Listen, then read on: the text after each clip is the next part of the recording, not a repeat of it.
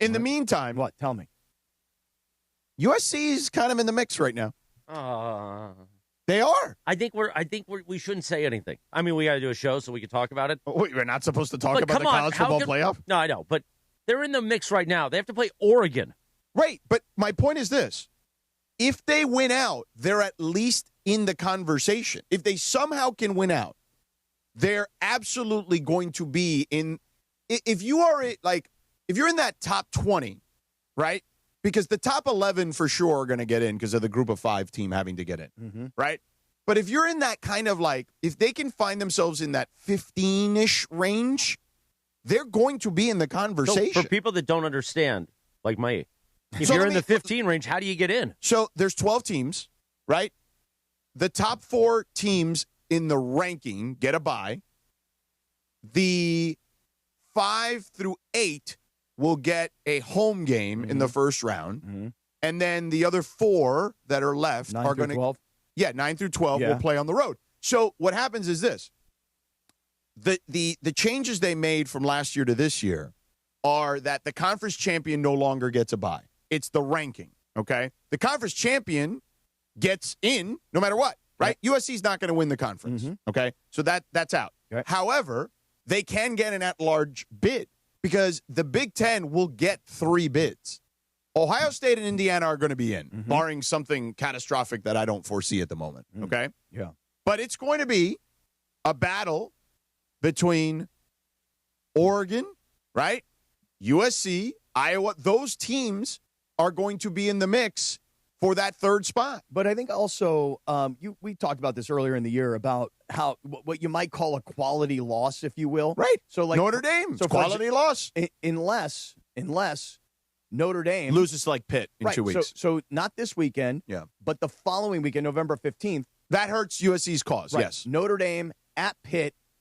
By the way, of course, I'm very interested in this game. But if they run the table, USC. The wins matter more than the than the close losses. All right, so if they can beat Iowa, who's and Oregon, which is not an easy back-to-back stretch. Iowa's at home. Iowa's at the Coliseum. Oregon is up in Oregon. But the problem with that schedule, okay, is what? Is this? Tell me. Iowa is as physical a team as there is in the sport. So they are going to bludgeon you. You may win the game, but they're taking a limb, basically, at this point. All right? And then you have to go the following week to go to Autzen. That back-to-back is going to be tough. By the way, turns out that up next for Iowa is Oregon. Right. And they've got Oregon at home. Correct. And that is this Saturday. Correct. On CBS. Yes.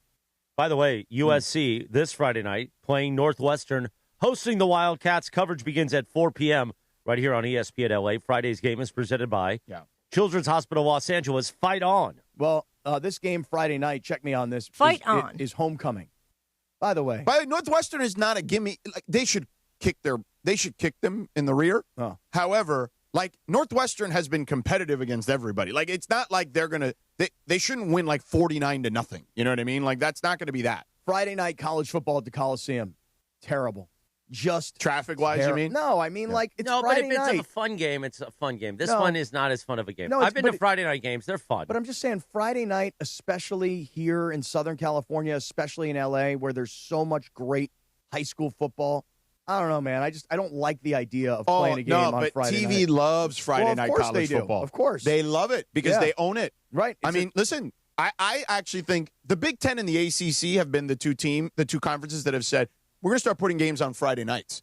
And it's worked because the numbers have been good on TV. Tailgating, you can take the day off. You start tailgating at noon. No, it's a great great those TV USC show. Hyenas out there. Oh, yeah. A lot of Hyenas. Smacking around. Oh, yeah. But let me just say Fight something. on. You're hyping this whole thing up about USC might have a chance. I mean, they have a chance. They have a chance. But come on. The likelihood of USC running the table is very, very slim. No, they're probably going to lose one. If they lose one, they're done. Right. By the way, I still think UCLA and Jerry Neuheisel with that soft face, the permanente, those gentle hands, the permanent.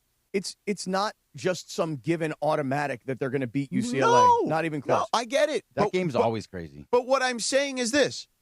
There is a path for them, which, honestly, is a good, like, that the fact that we're even talking about this in the first week of November is a good thing for the trajectory of the program, considering the way the last 2 seasons have gone. I'm just going to say this right now. I'm not buying it.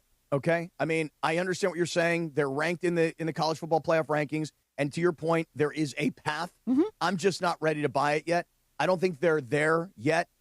When you saw I don't look. If you are asking me what do I think is going to happen, they're going to lose one more game. But what if it doesn't happen? What if Oregon's, God forbid, like they have like some sort of injury the week before, right? Like that is really, debilitates their potential to win a game against USC, like a big time skill position player or something. Then all of a sudden you're in good shape. I just look at USC this year and I go, okay, you know what? They're pretty good. They're not. Yeah, they're pretty good. They're not playoff good enough. Maybe not. And listen, you may be right. Maybe they do sneak in somehow. If they run the table, then I'll have a completely different tune. I'll go, you know what? They brought it in the latter part of the season. It was impressive. They got steamrolled. They gave up 300 yards rushing to Notre Dame. They got beat up physically, I thought, by Illinois as well, even though it was a very close game. I still don't think that their roster is prepared for the conference, but let's see what happens. To your point, though, they're ranked number 19, so their name is in the mix. Correct. And honestly, that's a good thing. So USC comes in, and they still got a shot. They've got an 18% chance of making the college football playoff. It's basically 1 in 5. It's not terrible like that. All things considered, I feel like USC is in a decent spot. I mean, look, they're alive. That's what you wanted to be. If USC would have beaten Illinois, instead of being 19 right now, oh man, they'd be 13. Close. Yeah, they'd be right there, knocking at the door. Right. But they lost that game to Illinois. Yeah, that's a tough one. The Notre Dame one, whatever. It's on the road. You got blasted by Notre Dame. You really did. I mean, they got run over. Notre Dame had a lot of self-inflicted wounds in that game. You also had, you as in USC had that dumb play. I mean, Lincoln Riley even called it stupid. That was so bad. The double pass made no sense to the short side of the field. Right. What are you doing? Mm-hmm. But ultimately, they're right there. They're knocking at the door. Like they are in the conversation. They're in the mix. Do I think it's likely? No. But look, man, I've been trying to tell you guys all season. There is more parity in college football than there's ever been. Everybody's spending money now, okay? Everybody's got resources, okay? This has become more like the NFL than it's ever been. And I think that because of that, crazy things can happen. Like, could USC win out?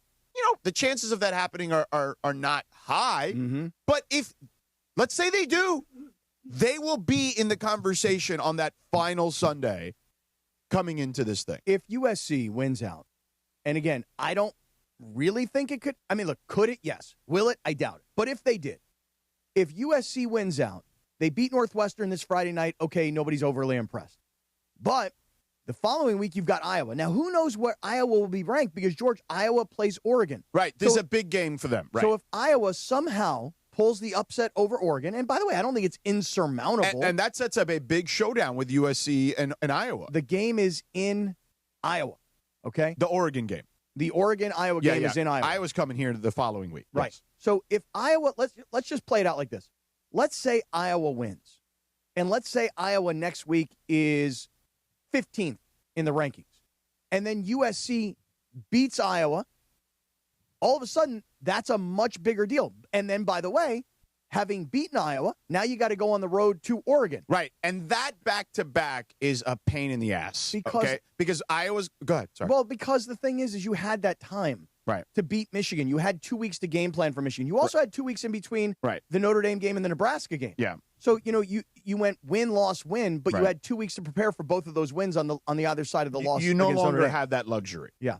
And Iowa is as physical a team as there is. Even if you beat them, it's going to be one of those games where you're going to be battered, right? Because they are just going to, defensively, they're going to hit you hard all the time. Like, that is their MO. Since Kirk Ferentz has been there, defensively, they're good, okay? And even if you beat them, Like, you're going to feel it the next week, and then you got to go travel on the road against a very talented Oregon team. You think Iowa, just talking in terms of a comp, okay? You think that they're comparable to, like, an Illinois, and what Illinois just was? Just different. Like, Illinois is more of an offensive team. Iowa is just they are, if I was looking for, like, an NFL comp, again, obviously it's not the exact same thing because it's a college team, but think of them like, who's like, historically like a great defensive like team? Baltimore. The Ravens, yes. Yeah. The Ravens is a good comp. Okay, so the thing is that when you go back and you look at the game that USC played against Illinois, USC gave up 171 yards on the ground that day. Yeah. But they gave up 328 yards to the starting quarterback, Luke Altmaier, right? If you remember that game. But here's the thing with the Iowa game. If you get up on them, they're incapable of coming back. They're not built so you for a have comeback. to jump them early is the point. Mm-hmm. I'm just taking a look at Iowa, though, for the year. Let's see here. Iowa lost to Iowa State. Early in the season. Yep. Iowa State has gone in the tank a little bit because they've had a lot of injuries after that. They lost to Indiana, but that was when Indiana was ranked 11th, and I'm not sure everybody knew how good Indiana really was. And by the way, they played Indiana fairly tight in that game, tighter than anyone else has. They beat Penn State 25-24 when Penn State's season had already completely fallen apart. Correct. But no disrespect. I mean, Penn State's got players. Still tons of talent. But their coaching staff fell apart, and we all know how James Franklin got fired, et cetera. Yeah. And then they had an easy win against Minnesota. So for Iowa, huge opportunity and test this weekend against number 9 Oregon. Yeah. And this sets up for USC over the next 2 weeks. The thing that stood out to me on the CFP is, and look, I know you have a history with this particular team. Who dat? Notre Dame continues to get the benefit of the doubt Always. in a way that's unfathomable to me. Always. I mean, you want to talk, they've beaten nobody other than USC. Like, I was going to say, do you consider USC part of that nobody? Other than USC, they have beaten nobody. Hey, let me tell you something. Look out this weekend, George. Notre Dame is playing Navy. Right. Hey, you're driving down the road right now. Don't laugh. Navy is 7-1, and Navy's got a quarterback for the first time ever that actually throws the ball. They got a lot of really good. Still beat Navy. They should beat Navy. Yeah. But I'm just saying that it wouldn't shock me if Navy were to pull an upset. Notre Dame is somehow in this mix, and it's mind-boggling to me because they're 10. They're in right now in the college football playoff. They're not going to make it. And their 2 losses were to Miami and Texas A&M, and somehow they're still 10. Like, the only team that they've beaten that's in the top 25 of the college football playoff ranking, they're 1-2 against top 25 teams in the college football playoff ranking. And somehow they're the 10th ranked team in the country. Listen, Miami, when they beat them early in the season, Miami was ranked 10th. Miami elevated, I want to say, up to 2 or 3 before they started to, feel the effects of some upsets. Texas A&M, they're in the top 5. Was 16 when they played. Right. No, they're 3 now. Right. But now they're up to 3. Yeah. So I guess you might call the Texas A&M game a legit loss. The Miami loss looks a lot worse now. Yeah, but my point is, like, how are you the 10th team in the country? They're not going to be there, George. I'm telling you right now. Well, Pitt, to me, your Pitt Panthers can beat them. Notre Dame, Pitt next weekend, if Notre Dame gets by Navy. But it drives me insane. God, you hate Notre Dame. Well, which I do, too. So that that's the fine. Irish continue to get the benefit of the doubt. They've beaten nobody. Every year. Other than USC. Like, USC, and by the way, USC, you said they got slaughtered. I don't know if they got slaughtered. Like, USC had chances to win that game. And USC was in the game. Yeah. So, they were in it. I don't understand this affinity for Notre Dame.